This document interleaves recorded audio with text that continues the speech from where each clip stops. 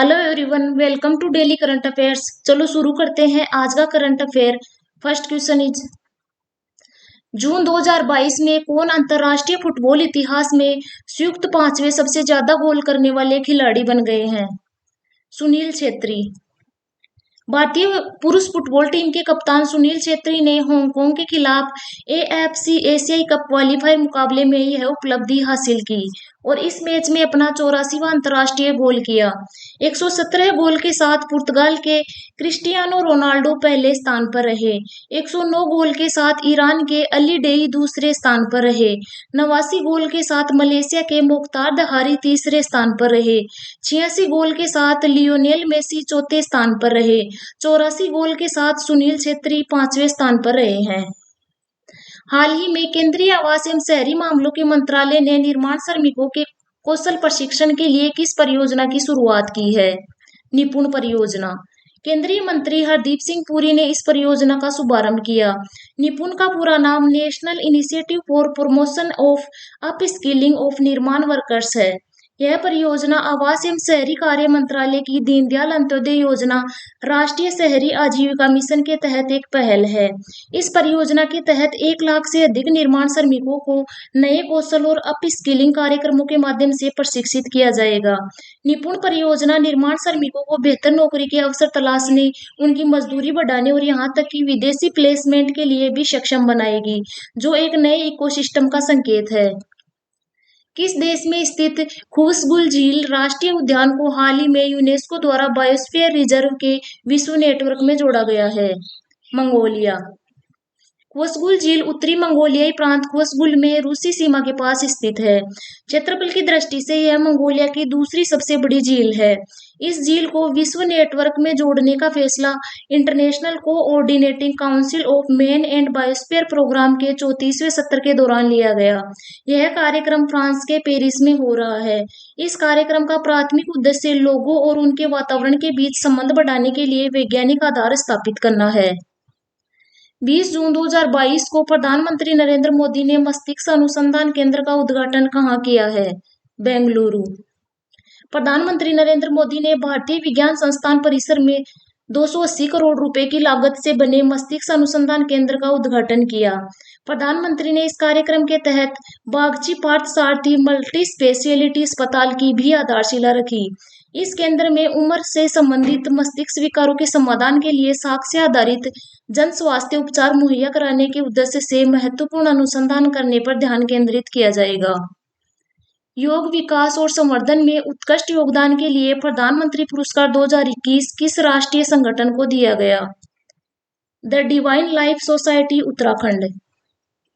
यह पुरस्कार योग के क्षेत्र में सबसे प्रतिष्ठित सम्मानों में से एक है। इस पुरस्कार को पाने वाले राष्ट्रीय व्यक्ति लेह लद्दाख के श्री भिक्खू सक्सेना है। अंतर्राष्ट्रीय व्यक्ति साओ पाउलो और श्री मार्क्स विनीसियस रोजो रोड्रिग्स ब्राजील के हैं।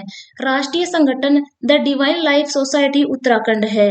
अंतर्राष्ट्रीय संगठन ब्रिटिश व्हील ऑफ योग यूनाइटेड किंगडम है।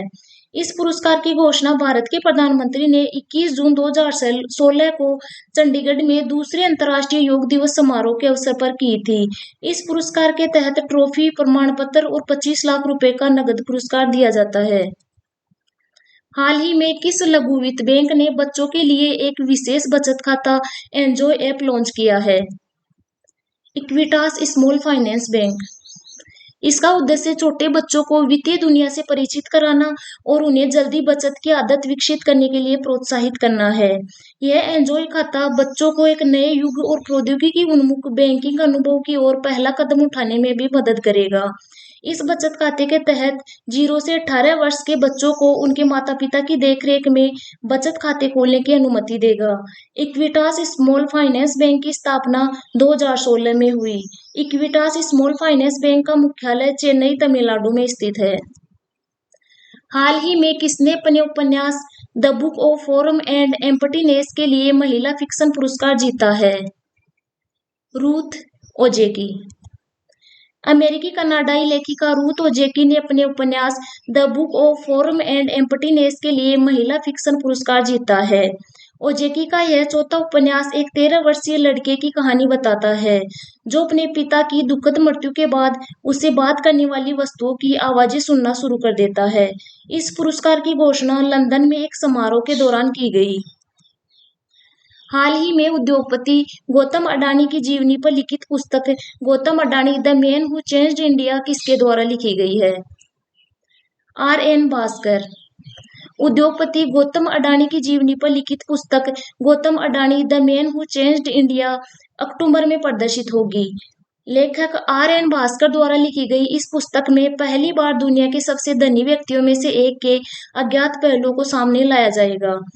यह पुस्तक अडानी के जीवन से कई आकर्षक उपाख्यानों का विवरण देते हुए उनके प्रारंभिक बचपन, व्यवसाय में उनकी दीक्षा और उनके द्वारा सीखी गई सीखों और अवसरों को उजागर करती है। राष्ट्रपति चुनाव 2022 के लिए भाजपा के नेतृत्व वाली सत्ताधारी एनडीए ने किसे अपना उम्मीदवार घोषित किया है? द्रौपदी मुर्मू। द्रौपदी मुर्मू 2015 से 2021 तक झारखंड की राज्यपाल रह चुकी है और ये भारत की पहली आदिवासी राज्यपाल बनी। यह आदिवासी समुदाय से है और इनका जन्म मयूरभंज जिले में ओडिशा में हुआ था। यह 16वें नंबर के राष्ट्रपति चुनाव होंगे। द्रौपदी मुर्मू के विपक्ष में यशवंत सिन्हा उम्मीदवार के रूप में खड़े हुए हैं। हाल ही में कहाँ विश्वेश्वरी टुडू ने 20वें लोक मेले और 13वें कृषि मेले का उद्घाटन किया है? ओडिशा में। ओडिशा के पुरी में जनजातीय मामलों और जल शक्ति राज्य मंत्री विश्वेश्वरी टुडू ने इन दोनों मेलों का उद्घाटन किया है। यह दोनों मेले 5 दिनों तक चलेंगे और 24 जून को समाप्त होंगे। यह लोक मेला राष्ट्रीय स्तर की प्रदर्शनी के साथ एक राष्ट्रीय जनजातीय लोक गीत और नृत्य महोत्सव है। लोक मेले का उद्देश्य जनजातीय संस्कृति के महत्व पर जोर देना और इसकी मौलिकता और विशिष्टता स्थापित करना है।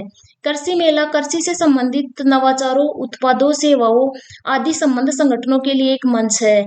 यह कृषि मेला किसानों व अन्य हितधारकों आदि को एक साझा मंच प्रदान कर विकास के इन सभी क्षेत्रों में प्रमुख सफलताओं की दिशा में काम करेगा। आज की क्लास में इतना ही। मिलते हैं नेक्स्ट क्लास में। Thanks for watching.